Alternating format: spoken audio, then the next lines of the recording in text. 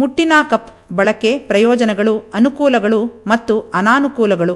ಅಮೆರಿಕಾದ ನಟಿ ಲಿಯೋನಾ ಚಾಲ್ಮರ್ಸ್ ಅವರು 1920ರ ದಶಕದಲ್ಲಿ ಋತುಚಕ್ರದ ರಕ್ತವನ್ನು ಹೊಂದಿರುವ ಮರುಬಳಕೆ ಮಾಡಬಹುದಾದ ವೈದ್ಯಕೀಯ ದರ್ಜೆಯ ಸಿಲಿಕೋನ್ ಕಪ್ನ ಆವಿಷ್ಕಾರಕ್ಕೆ ಸಲ್ಲುತ್ತಾರೆ.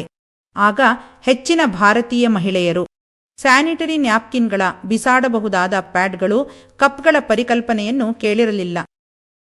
ಅದರ ಆವಿಷ್ಕಾರದಿಂದ 1 ಶತಮಾನ ಕಳೆದಿದ್ದರೂ ಹೆಚ್ಚಿನ ಭಾರತೀಯ ಹುಡುಗಿಯರು, ಮಹಿಳೆಯರು ಮತ್ತು ಹುಡುಗಿಯರು ತಮ್ಮ ದೇಹದೊಳಗೆ ಕಪ್ ಅನ್ನು ಸೇರಿಸುವ ಕಲ್ಪನೆಯನ್ನು ನಂಬುವುದಿಲ್ಲ ಮತ್ತು ಸುರಕ್ಷಿತವಾಗಿ ಮತ್ತು ಸ್ಯಾನಿಟರಿ ನ್ಯಾಪ್ಕಿನ್ಗಳನ್ನು ಬಳಸುತ್ತಾರೆ.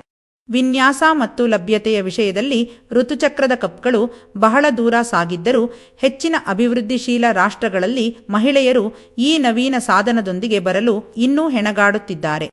ಮುಟ್ಟಿನ ಕಪ್ ಒಂದು ಸಣ್ಣ, ಹೊಂದಿಕೊಳ್ಳುವ, ಕೊಳವೆಯ ಆಕಾರದ ಕಪ್ ಆಗಿದೆ. ಇದನ್ನು ಮಹಿಳೆಯರು ಮುಟ್ಟಿನ ಸಮಯದಲ್ಲಿ ಬಳಸುತ್ತಾರೆ.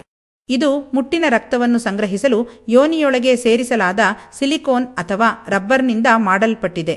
ಮುಟ್ಟಿನ ಕಪ್ಗಳು ಸ್ಯಾನಿಟರಿ ನ್ಯಾಪ್ಕಿನ್ಗಳು ಅಥವಾ ಟ್ಯಾಂಪೂನ್ಗಳಂತಹ ಇತರ ರೀತಿಯ ಸ್ತ್ರೀಲಿಂಗ ನೈರ್ಮಲ್ಯ ಉತ್ಪನ್ನಗಳಿಗಿಂತ ಹೆಚ್ಚಿನ ರಕ್ತವನ್ನು ಹಿಡಿದಿಟ್ಟುಕೊಳ್ಳುವ ಸಾಮರ್ಥ್ಯದೊಂದಿಗೆ ಬರುತ್ತವೆ.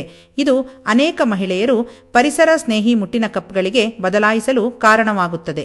ನಿಮ್ಮ ಮುಟ್ಟಿನ ಹರಿವನ್ನು ಅವಲಂಬಿಸಿ ನೀವು 12 ಗಂಟೆಗಳವರೆಗೆ ಮುಟ್ಟಿನ ಕಪ್ ಅನ್ನು ಸಹ ಧರಿಸಬಹುದು. ಅಲ್ಲದೆ ಟ್ಯಾಂಪ್ ಮತ್ತು ಸ್ಯಾನಿಟರಿ ನ್ಯಾಪ್ಕಿನ್ಗಳಿಗೆ ಹೋಲಿಸಿದರೆ ಮುಟ್ಟಿನ ಕಪ್ ಹೆಚ್ಚು ವೆಚ್ಚ ಪರಿಣಾಮಕಾರಿಯಾಗಿದೆ. ಮುಟ್ಟಿನ ಕಪ್ ಅನ್ನು ಹೇಗೆ ಬಳಸುವುದು? ನೀವು ಮುಟ್ಟಿನ ಕಪ್ಗೆ ಬದಲಾಯಿಸಲು ನಿರ್ಧರಿಸುವ ಮೊದಲು ನಿಮ್ಮ ಸ್ತ್ರೀರೋಗ ತಜ್ಞರೊಂದಿಗಿನ ಸಮಾಲೋಚನೆಯು ಸಹಾಯಕವಾಗಬಹುದು. ಅನೇಕ ಸ್ತ್ರೀಲಿಂಗ ನೈರ್ಮಲ್ಯ ಬ್ರ್ಯಾಂಡ್ಗಳು ವಿವಿಧ ಗಾತ್ರಗಳಲ್ಲಿ ಮುಟ್ಟಿನ ಕಪ್ಗಳನ್ನು ಮಾರಾಟ ಮಾಡುವುದರಿಂದ ನೀವು ಮೊದಲು ನಿಮ್ಮ ಗಾತ್ರವನ್ನು ಕಂಡುಹಿಡಿಯಬೇಕು. ಇದನ್ನು ಮಾಡಲು ನೀವು ಮತ್ತು ನಿಮ್ಮ ಸ್ತ್ರೀರೋಗ ತಜ್ಞರು ಪರಿಗಣಿಸಬೇಕು ನಿಮ್ಮ ವಯಸ್ಸು, ನಿಮ್ಮ ಗರ್ಭಕಂಠದ ಉದ್ದ, ನಿಮ್ಮ ಮುಟ್ಟಿನ ಹರಿವು, ಕಪ್ ಸಾಮರ್ಥ್ಯ, ಮುಟ್ಟಿನ ಕಪ್ನ ನಮ್ಯತೆ ಮತ್ತು ದೃಢತೆ, ನಿಮ್ಮ ಶ್ರೋಣಿಯ ಮಹಡಿ ಸ್ನಾಯುಗಳ ಶಕ್ತಿ. ಋತುಚಕ್ರದ ಕಪ್ಗಳು ಸಾಮಾನ್ಯವಾಗಿ ಸಣ್ಣ ಮತ್ತು ದೊಡ್ಡ 2 ಗಾತ್ರಗಳಲ್ಲಿ ಲಭ್ಯವಿವೆ. ನೀವು 30 ವರ್ಷಕ್ಕಿಂತ ಕಡಿಮೆ ವಯಸ್ಸಿನವರಾಗಿದ್ದರೆ ನೀವು ಚಿಕ್ಕ ಗಾತ್ರದ ಕಪ್ಗಳನ್ನು ಬಳಸಬೇಕು.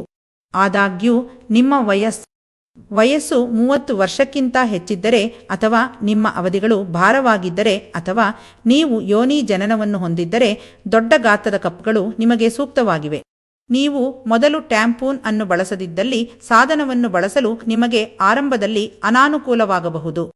ಆದಾಗ್ಯೂ ಸರಿಯಾದ ತಂತ್ರ ಮತ್ತು ಸ್ವಲ್ಪ ಅಭ್ಯಾಸದೊಂದಿಗೆ ನೀವು ಮುಟ್ಟಿನ ಕಪ್ ಅನ್ನು ಸರಿಯಾದ ರೀತಿಯಲ್ಲಿ ಹೇಗೆ ಬಳಸಬೇಕೆಂದು ಕಲಿಯಬಹುದು. ಮುಟ್ಟಿನ ಕಪ್ ಅನ್ನು ಸೇರಿಸುವುದ. ಮುಟ್ಟಿನ ಕಪ್ ಅನ್ನು ಬಳಸಲು ಈ ಕೆಳಗಿನ ಹಂತಗಳು. ಕೈಗಳನ್ನು ಸಾಬೂನು ಮತ್ತು ನೀರಿನಿಂದ ಚೆನ್ನಾಗಿ ತೊಳೆಯಿರಿ. ಮುಟ್ಟಿನ ಕಪ್ನ ಅಂಚಿನಲ್ಲಿ ನೀರು ಆಧಾರಿತ ಲೂಬ್ರಿಕಂಟ್ ಅನ್ನು ಅನ್ವಯಿಸಿ.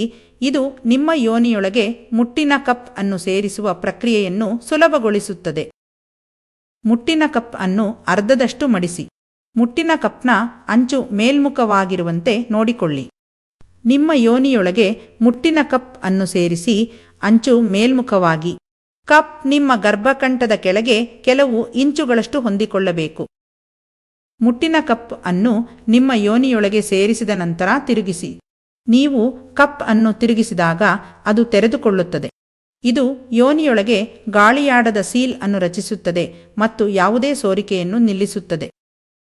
ನಿಮ್ಮ ಯೋನಿಯಲ್ಲಿ ನೀವು ಮುಟ್ಟಿನ ಕಪ್ ಅನ್ನು ಸರಿಯಾಗಿ ಸೇರಿಸಿದರೆ ಅದರ ಉಪಸ್ಥಿತಿಯನ್ನು ನೀವು ಅನುಭವಿಸುವುದಿಲ್ಲ. ಮುಟ್ಟಿನ ಕಪ್ ಬೀಳದಂತೆ ನಿಮ್ಮ ದಿನನಿತ್ಯದ ಚಟುವಟಿಕೆಗಳನ್ನು ನಿರ್ವಹಿಸಲು ಇದು ನಿಮ್ಮನ್ನು ಅನುಮತಿಸುತ್ತದೆ. ಸಾಮಾನ್ಯವಾಗಿ ನೀವು ಸೋರಿಕೆಯ ಬಗ್ಗೆ ಚಿಂತಿಸದೆ 6 ರಿಂದ 12 ಗಂಟೆಗಳ ಕಾಲ ಮುಟ್ಟಿನ ಕಪ್ ಅನ್ನು ಧರಿಸಬಹುದು. ನೀವು ಸಾಮಾನ್ಯ ರಕ್ತದ ಹರಿವನ್ನು ಅನುಭವಿಸಿದರೆ ನೀವು ರಾತ್ರಿಯಿಡೀ ಮುಟ್ಟಿನ ಕಪ್ ಅನ್ನು ಸಹ ಧರಿಸಬಹುದು. ಆದಾಗ್ಯೂ ನೀವು 12 ಗಂಟೆಗಳ ಮಾರ್ಕ್ ಅನ್ನು ಮೀರದಂತೆ ಕಪ್ ಅನ್ನು ತೆಗೆದುಹಾಕಬೇಕು. ಮುಟ್ಟಿನ ಕಪ್ ತೆಗೆಯುವುದು. ಮುಟ್ಟಿನ ಕಪ್ ಅನ್ನು ತೆಗೆದುಹಾಕಲು ಈ ಕೆಳಗಿನ ಹಂತಗಳು. ಕೈಗಳನ್ನು ಸಾಬೂನು ಮತ್ತು ನೀರಿನಿಂದ ಚೆನ್ನಾಗಿ ತೊಳೆಯಿರಿ. ನಿಮ್ಮ ಹೆಬ್ಬೆರಳು ಮತ್ತು ತೋರು ಬೆರಳನ್ನು ನಿಮ್ಮ ಯೋನಿಯೊಳಗೆ ನಿಧಾನವಾಗಿ ಸೇರಿಸಿ. ನಿಧಾನವಾಗಿ ನೀವು ಅದರ ತಳವನ್ನು ತಲುಪುವವರೆಗೆ ಮುಟ್ಟಿನ ಕಪ್ನ ಕಾಂಡವನ್ನು ಎಳೆಯಿರಿ. ಗಾಳಿಯಾಡದ ಸೀಲ್ ಅನ್ನು ಬಿಡುಗಡೆ ಮಾಡಲು ಬೇಸ್ ಅನ್ನು ನಿಧಾನವಾಗಿ ಪಿಂಚ್ ಮಾಡಿ. ನಂತರ ಮುಟ್ಟಿನ ಕಪ್ ಅನ್ನು ತೆಗೆದುಹಾಕಲು ಕೆಳಗೆ ಎಳೆಯಿರಿ. ಒಮ್ಮೆ ನೀವು ಅದನ್ನು ತೆಗೆದುಕೊಂಡ ನಂತರ ರಕ್ತವನ್ನು ಟಾಯ್ಲೆಟ್ ಅಥವಾ ಸಿಂಕ್ಗೆ ಖಾಲಿ ಮಾಡಿ. ಅದನ್ನು ನೀರಿನಿಂದ ಚೆನ್ನಾಗಿ ತೊಳೆದು ಸ್ವಚ್ಛಗೊಳಿಸಿ ಮತ್ತು ಮತ್ತೆ ಸೇರಿಸಿ. ನೀವು ಮರುಬಳಕೆ ಮಾಡಬಹುದಾದ ಮುಟ್ಟಿನ ಕಪ್ಗಳಿಗೆ ಬದಲಾಯಿಸಿದರೆ ಯೋನಿಯೊಳಗೆ ಮರುಸೇರಿಸುವ ಮೊದಲು ನೀವು ಅವುಗಳನ್ನು ಚೆನ್ನಾಗಿ ತೊಳೆದು ಸ್ವಚ್ಛಗೊಳಿಸಬೇಕು. ಕಿರಿಕಿರಿಯ ಅಪಾಯವನ್ನು ಕಡಿಮೆ ಮಾಡಲು ಮುಟ್ಟಿನ ಕಪ್ ಅನ್ನು ದಿನಕ್ಕೆ 2 ಬಾರಿ ಖಾಲಿ ಮಾಡಬೇಕು. ಸರಿಯಾದ ಕಾಳಜಿಯೊಂದಿಗೆ ನಿಮ್ಮ ಮರುಬಳಕೆ ಮಾಡಬಹುದಾದ ಋತುಚಕ್ರದ ಕಪ್ಗಳು ಸುಮಾರು 6 ತಿಂಗಳಿಂದ 1 ವರ್ಷದವರೆಗೆ ಇರುತ್ತದೆ. ಪ್ರತಿ ಬಳಕೆಯ ನಂತರ ಬಿಸಾಡಬಹುದಾದ ಮುಟ್ಟಿನ ಕಪ್ಗಳನ್ನು ಎಸೆಯಬೇಕು.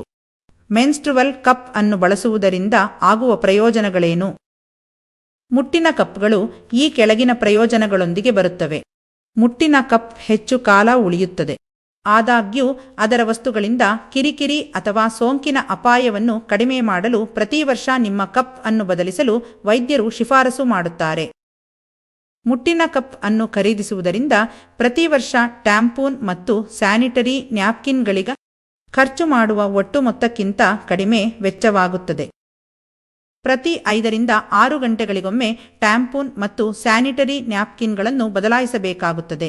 ಮುಟ್ಟಿನ ಕಪ್ಗಳೊಂದಿಗೆ ನೀವು ಅವುಗಳನ್ನು ಬದಲಾಯಿಸದೆಯೇ ಅಥವಾ ಸೋರಿಕೆಯ ಬಗ್ಗೆ ಚಿಂತಿಸದೆ 12 ಗಂಟೆಗಳವರೆಗೆ ಹೋಗಬಹುದು. ಮುಟ್ಟಿನ ಕಪ್ಗಳು ರಕ್ತದ ಟ್ಯಾಂಪೂನ್ಗಳ 5 ಪಟ್ಟು ಮತ್ತು ಸ್ಯಾನಿಟರಿ ನ್ಯಾಪ್ಕಿನ್ಗಳು ಹಿಡಿದಿಟ್ಟುಕೊಳ್ಳುತ್ತವೆ. ಸರಿಯಾಗಿ ಸೇರಿಸಿದಾಗ ಮುಟ್ಟಿನ ಕಪ್ ನಿಮ್ಮ ಸೋರಿಕೆಯ ಸಾಧ್ಯತೆಗಳನ್ನು ಗಮನಾರ್ಹವಾಗಿ ಕಡಿಮೆ ಮಾಡುತ್ತದೆ. ಸ್ಯಾನಿಟರಿ ನ್ಯಾಪ್ಕಿನ್ಗಳು ನಿಮ್ಮ ನಿಕಟ ಪ್ರದೇಶದಲ್ಲಿ ದದ್ದುಗಳು ಮತ್ತು ತುರಿಕೆಗೆ ಕಾರಣವಾಗಬಹುದು. ಮುಟ್ಟಿನ ಕಪ್ಗಳೊಂದಿಗೆ ಈ ಸಾಧ್ಯತೆಯನ್ನು ತೆಗೆದುಹಾಕಲಾಗುತ್ತದೆ. ಮುಟ್ಟಿನ ಕಪ್ಗಳನ್ನು ನಿಮ್ಮ ರಕ್ತದ ಹರಿವಿನ ಎಲ್ಲಾ ಹಂತಗಳನ್ನು ನಿರ್ವಹಿಸಲು ವಿನ್ಯಾಸಗೊಳಿಸಲಾಗಿದೆ, ಆದರೆ ಟ್ಯಾಂಪೂನ್ಗಳೊಂದಿಗೆ ನಿಮ್ಮ ರಕ್ತದ ಹರಿವಿನೊಂದಿಗೆ ಹೀರಿಕೊಳ್ಳುವಿಕೆಯನ್ನು ಹೊಂದಿಸಲು ನೀವು ಕಾಳಜಿ ವಹಿಸಬೇಕು. ಟ್ಯಾಂಪೂನ್ಗಳು ಮತ್ತು ಸ್ಯಾನಿಟರಿ ನ್ಯಾಪ್ಕಿನ್ಗಳಂತೆ ನೀವು ಸೋರಿಕೆಯ ಬಗ್ಗೆ ಚಿಂತಿಸಬೇಕಾಗಿಲ್ಲ ಅಥವಾ ರಾತ್ರಿ ಸಮಯದಲ್ಲಿ ನಿಮ್ಮ ಮುಟ್ಟಿನ ಕಪ್ ಅನ್ನು ನಿರಂತರವಾಗಿ ಬದಲಾಯಿಸಬೇಕಾಗಿಲ್ಲ. ಅನುಕೂಲಗಳು ಯಾವುವು? ಕೆಳಗಿನವುಗಳು ಕೆಲವು ಮುಟ್ಟಿನ ಕಪ್ ಪ್ರಯೋಜನಗಳಾಗಿವೆ. ಪರಿಸರ ಸ್ನೇಹಿ ಋತುಚಕ್ರದ ಕಪ್ ಅನ್ನು ಬಳಸುವುದರ ಪ್ರಮುಖ ಪ್ರಯೋಜನವೆಂದರೆ ಅದು ಪರಿಸರ ಸ್ನೇಹಿಯಾಗಿದೆ. ಇದು ದೀರ್ಘಕಾಲದವರೆಗೆ ಸಹ ಇರುತ್ತದೆ, ಅಂದರೆ ನೀವು ಪರಿಸರ ಮತ್ತು ಪ್ರಕೃತಿಗೆ ಹಾನಿ ಮಾಡಲು ಕೊಡುಗೆ ನೀಡುವುದಿಲ್ಲ. ಬಜೆಟ್ ಸ್ನೇಹಿ ಒಂದು ಮುಟ್ಟಿನ ಕಪ್ ನಿಮಗೆ ಟ್ಯಾಂಪೂನ್ಗಳು ಮತ್ತು ಸ್ಯಾನಿಟರಿ ನ್ಯಾಪ್ಕಿನ್ಗಳಿಗಿಂತ ಹೆಚ್ಚು ವೆಚ್ಚವಾಗಬಹುದಾದರೂ ನೀವು ಅದಕ್ಕೆ 1 ಬಾರಿ ಬೆಲೆಯನ್ನು ಪಾವತಿಸುತ್ತೀರಿ. ಮತ್ತೊಂದೆಡೆ ಇತರ ಸ್ತ್ರೀಲಿಂಗ ನೈರ್ಮಲ್ಯ ಉತ್ಪನ್ನಗಳನ್ನು ನಿರಂತರವಾಗಿ ಖರೀದಿಸಬೇಕು. ಇದು ಒಟ್ಟು ವೆಚ್ಚವನ್ನು ಸೇರಿಸುತ್ತದೆ. ಇತರ ನೈರ್ಮಲ್ಯ ಉತ್ಪನ್ನಗಳಿಗಿಂತ ಸುರಕ್ಷಿತವಾಗಿದೆ. ರಕ್ತವನ್ನು ಹೀರಿಕೊಳ್ಳುವ ಇತರ ಸ್ತ್ರೀಲಿಂಗ ನೈರ್ಮಲ್ಯ ಉತ್ಪನ್ನಗಳಿಗಿಂತ ಭಿನ್ನವಾಗಿ ಮುಟ್ಟಿನ ಕಪ್ಗಳು ಅದನ್ನು ಸಂಗ್ರಹಿಸುತ್ತವೆ. ಇದು ಅವುಗಳನ್ನು ಸುರಕ್ಷಿತಗೊಳಿಸುತ್ತದೆ ಮತ್ತು ವಿಷಕಾರಿ ಆಘಾತ ಸಿಂಡ್ರೋಮ್ನಂತಹ ಬ್ಯಾಕ್ಟೀರಿಯಾದ ಸೋಂಕನ್ನು ಪಡೆಯುವ ಅಪಾಯವನ್ನು ಕಡಿಮೆ ಮಾಡುತ್ತದೆ. ಲೈಂಗಿಕ ಸಂಭೋಗದ ಸಮಯದಲ್ಲಿ ಬಳಸಬಹುದು. ಲೈಂಗಿಕ ಸಂಭೋಗದ ಮೊದಲು ಮರುಬಳಕೆ ಮಾಡಬಹುದಾದ ಮುಟ್ಟಿನ ಕಪ್ಗಳನ್ನು ತೆಗೆದುಕೊಳ್ಳಬೇಕು. ಆದಾಗ್ಯೂ ನೀವು ನಿಕಟವಾಗಿರುವಾಗ ಮೃದುವಾದ ಬಿಸಾಡಬಹುದಾದ ಕಪ್ಗಳು ನಿಮ್ಮ ಯೋನಿಯಲ್ಲಿ ಉಳಿಯಬಹುದು. ನೀವು ಯಾವುದೇ ಸೋರಿಕೆಯನ್ನು ಅನುಭವಿಸುವುದಿಲ್ಲ, ಆದರೆ ನಿಮ್ಮ ಸಂಗಾತಿಯೂ ಸಹ ನಿಮ್ಮೊಳಗಿನ ಕಪ್ ಅನ್ನು ಅನುಭವಿಸುವುದಿಲ್ಲ. ನಿಮ್ಮ ಲೈಂಗಿಕ ಅನುಭವವನ್ನು ಸುಗಮಗೊಳಿಸುತ್ತದೆ, ಹೆಚ್ಚು ರಕ್ತವನ್ನು ಹಿಡಿದಿಟ್ಟುಕೊಳ್ಳುತ್ತದೆ.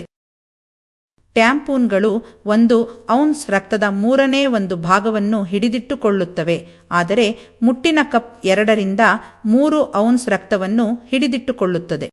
ಆದ್ದರಿಂದ ಇತರ ಸ್ತ್ರೀಲಿಂಗ ನೈರ್ಮಲ್ಯ ಉತ್ಪನ್ನಗಳಿಗಿಂತ ಹೆಚ್ಚು ಸಮಯದವರೆಗೆ ನೀವು ಮುಟ್ಟಿನ ಕಪ್ ಅನ್ನು ಧರಿಸಬಹುದು ಎಂದು ಇದು ಸೂಚಿಸುತ್ತದೆ. ಅನಾನುಕೂಲಗಳು ಯಾವುವು? ಪರಿಸರ ಸ್ನೇಹಿ ಮತ್ತು ಬಜೆಟ್ ಸ್ನೇಹಿಯಾಗಿದ್ದರೂ ಇನ್ನೂ ಕೆಲವು ಮೆನ್ಸ್ಟ್ರುವಲ್ ಕಪ್ ಅಡ್ಡ ಪರಿಣಾಮಗಳು ಮತ್ತು ಅನಾನುಕೂಲಗಳನ್ನು ಕಪ್ ಬದಲಾಯಿಸುವ ಮೊದಲು ನೀವು ನೆನಪಿನಲ್ಲಿಟ್ಟುಕೊಳ್ಳಬೇಕು. ಸರಿಯಾದ ಫಿಟ್ ಅನ್ನು ಕಂಡುಹಿಡಿಯುವುದು ಟ್ರಿಕಿ ಆಗಿರಬಹುದು. ಋತುಚಕ್ರದ ಕಪ್ಗಳು ವಿಭಿನ್ನ ಗಾತ್ರಗಳಲ್ಲಿ ಬರುವುದರಿಂದ ಮತ್ತು ಪ್ರತಿ ಮಹಿಳೆಗೆ ವಿಭಿನ್ನ ಗಾತ್ರದ ಅಗತ್ಯವಿರಬಹುದು. ಸರಿಯಾದ ಫಿಟ್ ಅನ್ನು ಕಂಡುಹಿಡಿಯುವುದು ಕಷ್ಟವಾಗಬಹುದು. ನಿಮ್ಮ ಸರಿಯಾದ ಫಿಟ್ ಅನ್ನು ಕಂಡುಹಿಡಿಯಲು ನೀವು ಮೊದಲು ವಿಭಿನ್ನ ಬ್ರ್ಯಾಂಡ್ಗಳು ಮತ್ತು ಕಪ್ ಗಾತ್ರಗಳನ್ನು ಪ್ರಯತ್ನಿಸಬೇಕಾಗಬಹುದು. ಸೇರಿಸಲು ಮತ್ತು ತೆಗೆದುಹಾಕಲು ಕಷ್ಟ. ಕೆಲವೊಮ್ಮೆ ನಿಮ್ಮ ಯೋನಿಯೊಳಗೆ ಮುಟ್ಟಿನ ಕಪ್ ಅನ್ನು ಸೇರಿಸಲು ನಿಮಗೆ ಕಷ್ಟವಾಗಬಹುದು ಅಥವಾ ಅದನ್ನು ಸರಿಯಾಗಿ ತೆಗೆದುಹಾಕಲು ನಿಮಗೆ ಸಾಧ್ಯವಾಗದೇ ಇರಬಹುದು. ಇದು ನೋವು ಮತ್ತು ಅಸ್ವಸ್ಥತೆಯನ್ನು ಉಂಟುಮಾಡಬಹುದು. ಮುಟ್ಟಿನ ಕಪ್ಗೆ ಅಲರ್ಜಿಯ ಪ್ರತಿಕ್ರಿಯೆಗಳು. ಅನೇಕ ಮುಟ್ಟಿನ ಕಪ್ಗಳನ್ನು ಲ್ಯಾಟೆಕ್ಸ್ ಮುಕ್ತ ವಸ್ತುಗಳಿಂದ ತಯಾರಿಸಲಾಗುತ್ತದೆ. ಇದು ಲ್ಯಾಟೆಕ್ಸ್ ಅಲರ್ಜಿಯೊಂದಿಗಿನ ಮಹಿಳೆಯರಿಗೆ ಪರಿಪೂರ್ಣ ಆಯ್ಕೆಯಾಗಿದೆ. ಆದಾಗ್ಯೂ ಕೆಲವು ಮಹಿಳೆಯರಲ್ಲಿ ರಬ್ಬರ್ ಮತ್ತು ಸಿಲಿಕೋನ್ ವಸ್ತುವು ಅಲರ್ಜಿಯ ಪ್ರತಿಕ್ರಿಯೆಗಳನ್ನು ಉಂಟುಮಾಡಬಹುದು. ಇದು ತುಂಬಾ ನೋವು ಮತ್ತು ಅಹಿತಕರವಾಗಿರುತ್ತದೆ. ಯೋನಿ ಕಿರಿಕಿರಿಯ ಸಾಧ್ಯತೆಗಳು. ಪ್ರತಿ ಬಳಕೆಯ ನಂತರ ಮುಟ್ಟಿನ ಕಪ್ ಅನ್ನು ಸರಿಯಾಗಿ ಸ್ವಚ್ಛಗೊಳಿಸದಿದ್ದರೆ ಅದು ನಿಮ್ಮ ಯೋನಿಯಲ್ಲಿ ಕಿರಿಕಿರಿಯನ್ನು ಉಂಟುಮಾಡಬಹುದು. ಯಾವುದೇ ನಯಗೊಳಿಸುವಿಕೆಯನ್ನು ಬಳಸದೆ ನೀವು ಅದನ್ನು ಸೇರಿಸಿದರೆ ಅದು ಅಸ್ವಸ್ಥತೆ ಮತ್ತು ನೋವನ್ನು ಉಂಟುಮಾಡಬಹುದು.